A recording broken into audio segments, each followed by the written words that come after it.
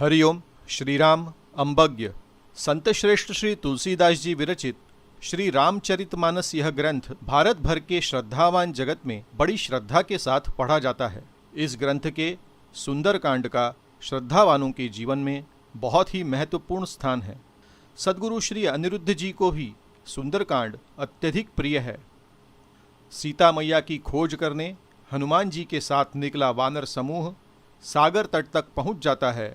यहाँ से सुंदरकांड का प्रारंभ होता है। उसके बाद हनुमान जी सागर पर से उड़ान भरकर लंका में प्रवेश करके जानकी माता की खोज करते हैं और लंका को जलाकर फिर श्रीराम के पास लौटकर उन्हें सब कुछ बता देते हैं। उसके बाद विभीषण जी भी श्रीराम की शरण में आ जाते हैं और वानर सैनिकों के साथ प्रभु श्रीराम सेतु का निर्माण करना शुरू करते हैं। इस घटनाक्रम का वर्णन सुंदरकांड में किया गया है। सुंदरकांड यह हमारे जीवन को सभी पहलुओं से सुंदर बनाता है, ऐसा सद्गुरु श्री अनिरुद्ध बापू बार बार बताते हैं। दैनिक प्रत्यक्ष में सुंदरकांड पर आधारित तुलसी पत्र यह अग्रलेख माला बापू नारद जयंती 2007 से लिख रहे हैं और आज तक इसके 1200 से अधिक अग्रलेख प्रकाशित हुए हैं। इनमें से पहले अग्रलेख में सुंदरकांड के बारे में बापू कहते हैं, सुंदरकांड यह रामायण में रहने वाला अत्यंत सुंदर, देदीप्यमान, तेजस्वी एवं शुभप्रद शिखर है। दत्तगुरु कृपा से इस सुंदरकांड के प्रति मेरे मन में अपरंपार प्रेम है। इस नारद जयंती से मैं सुंदरकांड की हर एक चौपाई और हर एक दोहे पर लगातार क्रमशः लिखने वाला हूँ। यह मेरे मन के द्वारा सुंदरकांड की पवित्रता को किया गया लोटांगण होगा। संत श्रेष्ठ तुलसीदास जी के बारे में अग्रलेख में बापू लिखते हैं, संत श्रेष्ठ श्री तुलसीदास जी ये संत रामदास स्वामी जी की तरह ही आम लोगों को अत्यधिक प्रेम के साथ राम भक्ति सिखाने वाले एक श्रेष्ठ संत थे। तुलसीदास जी की हर एक सांस राम नाम से जुड़ी हुई थी और जिस पल उनके हृदय का हर एक स्पंदन राम नाम से जुड़ गया, उसी पल तुलसीदास जी को साक्षात महाप्राण हनुमान जी के दर्शन हुए और तुलसीदास जी की आँखों के सामने हनुमान जी ने संपूर्ण राम कथा को प्रत्यक्षित कर दिया और उस राम कथा को प्रत्यक्ष देखते देखते तुलसीदास जी ने राम कथा को यानी श्री रामचरितमानस को लिखकर पूरा किया। सुंदरकांड के महत्व के बारे में बापू लिखते हैं, मानव के जीवन विकास के लिए, गृहस्थी और परमार्थ के लिए आवश्यक रहने वाला संपूर्ण मार्गदर्शन इस सुंदरकांड में भरा हुआ है। इस मार्गदर्शन का लाभ उठाकर अपने जन्म को सुसमृद्ध बनाने के लिए, सुख शांति और तृप्ति की प्राप्ति करने के लिए जिस सामर्थ्य की आवश्यकता रहती है, वह सामर्थ्य प्रदान करने की ताकत भी इस सुंदरकांड में है। बापू ने अपने प्रवचनों में भी सुंदरकांड की महिमा का बखान बार बार किया है। आइए उनमें से एक महत्वपूर्ण क्लिपिंग अब देखते हैं।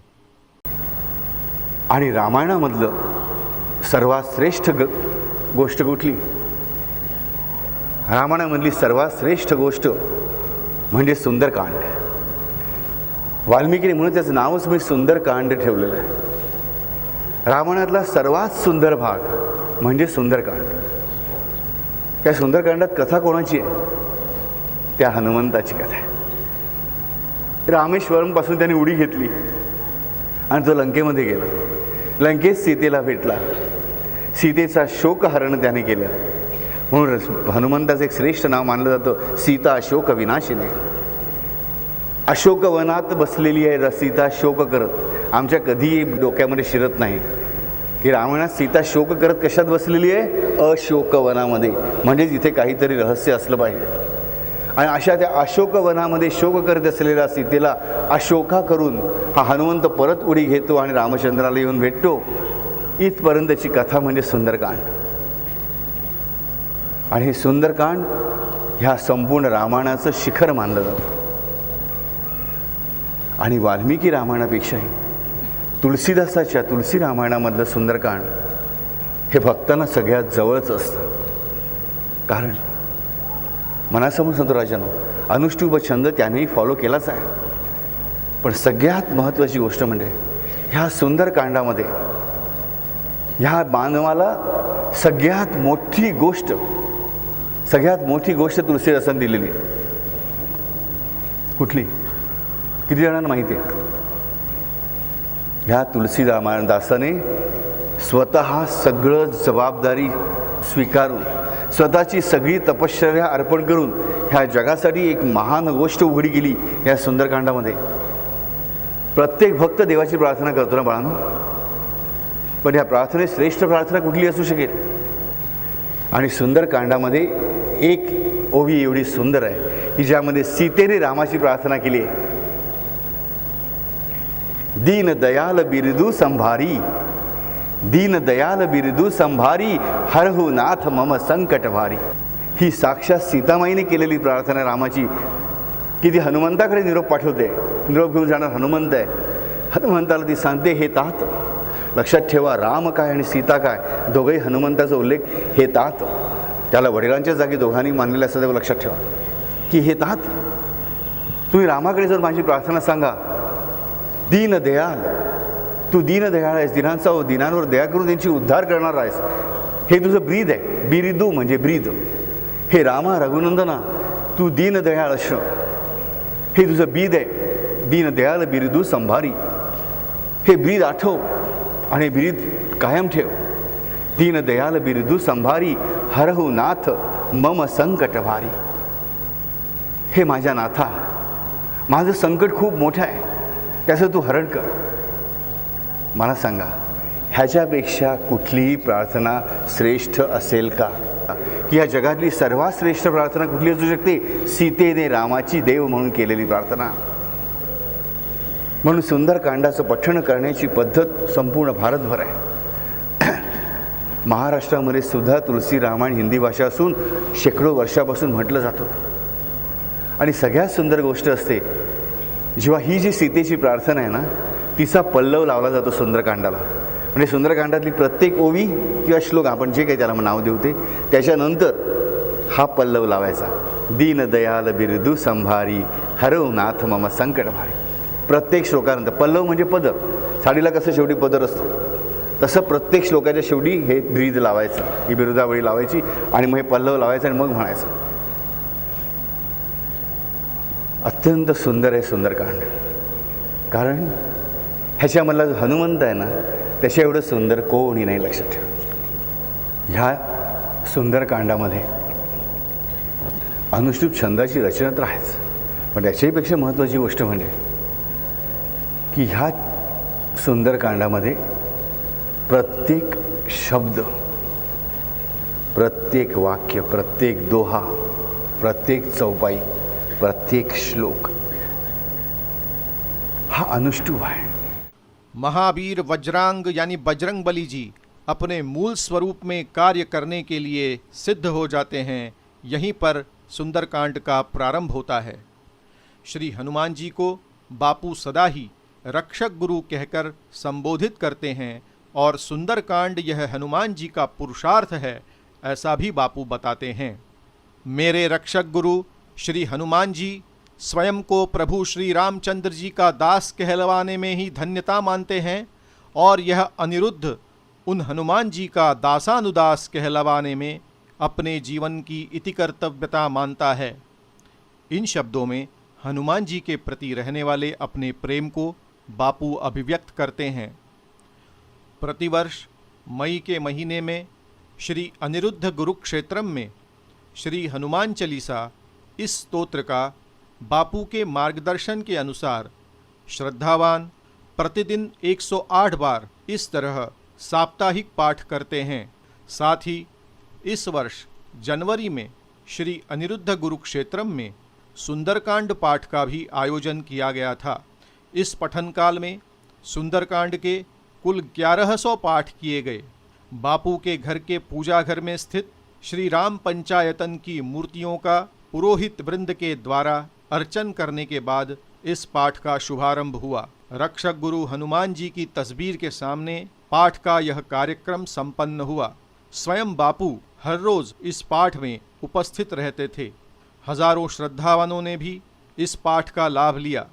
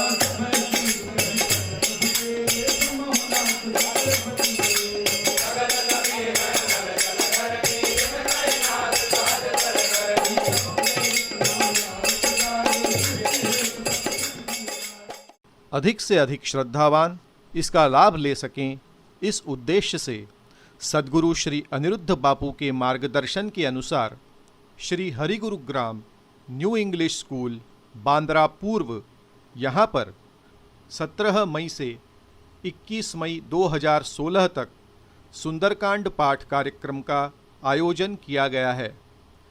इस उत्सव की एक और विशेषता यह है कि बापू के घर के पूजा घर में स्थित श्री राम पंचायतन की मूर्तियों के साथ साथ स्वयं बापू के द्वारा तराशी गई हनुमान शिला भी पूजन स्थल पर विराजमान रहेगी। इस कार्यक्रम के महत्व के बारे में बताते हुए बापू ने कहा, सुंदरकांड तुलसीदास जी का जो है ये ऐसा प्रभावशाली है कि वही ब्रिज बांधता है, वही सेतु बांधता है जो हनुमान जी, उनका ही चरित्र है। मैंने बार बार 2003 से मैं बातें करता आया हूँ सुंदरकांड की, राइट। जब हम लोगों ने पहली बार पब्लिश किया 2003 में, राइट, सुंदरकांड, कि रामायण में, वाल्मीकि रामायण में तुलसी रामायण ये आधारभूत ग्रंथ है, मूल ग्रंथ है।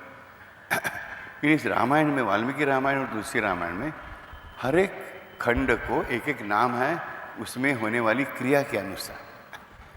जैसे बालखंड है, जन्म खंड है, बालखंड है, उसके बाद में विवाह खंड है, स्वयंवर खंड है, उसके बाद में अरण्य खंड है, बाद में युद्ध खंड है, ओके, बाद में राज्याभिषेक खंड है।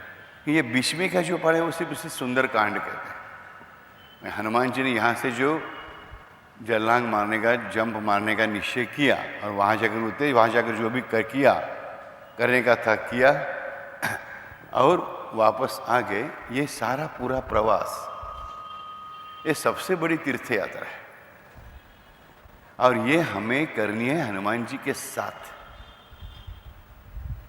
ओके। हनुमान जी यानी महाप्राण। हमारे शरीर में भी सब कुछ कराने वाली शक्ति कौन है? तो महाप्राण है, महाप्राण की शक्ति, राइट। तो ये सुंदरकांड का प्रण, इसके हर एक अक्षर में, हर एक सिलेबल में, एक एक में, एक एक मातृका में पूरी की पूरी पावर पोटेंटली भरी हुई है। सुंदरकांड जो है उसे सुंदर क्यों कहा गया? क्योंकि ये कांड ऐसा है, वहां जाकर उन्होंने सुंदर क्या किया? आप बोलेंगे लंका तो जला डाली, रावण के पुत्र को मार दिया, राइट। सुंदर क्या किया? लेकिन राम का दूत बनकर जानकी के पास गया, जानकी का संदेशा लेकर राम के पास आया, राम का दूत बनकर विभीषण के पास गया, विभीषण को गुरु मंत्र दिया और विभीषण की विनती लेकर राम जी के पास आया। उनके पीछे पीछे विभीषण भी आए, राइट। सेतु बांधना आवश्यक है राम के लिए, हनुमान के लिए नहीं, ये ध्यान में रखिए। इसलिए हनुमान जी और जानकी माता हमेशा उनको कैसे संबोधित करते हैं? हे तात, कहु तात असमोर प्रणामा, सब प्रकार प्रभु पूरन कामा, दीन दयाल बिरुदु संभारी, हरहु नाथ मम संकट भारी। सुंदरकांड पाठ इस कार्यक्रम के रूप में सद्गुरु श्री अनिरुद्ध बापू ने सभी श्रद्धावानों को अपना जीवन सुंदर बनाने के लिए यह एक स्वर्णिम अवसर ही दिया है।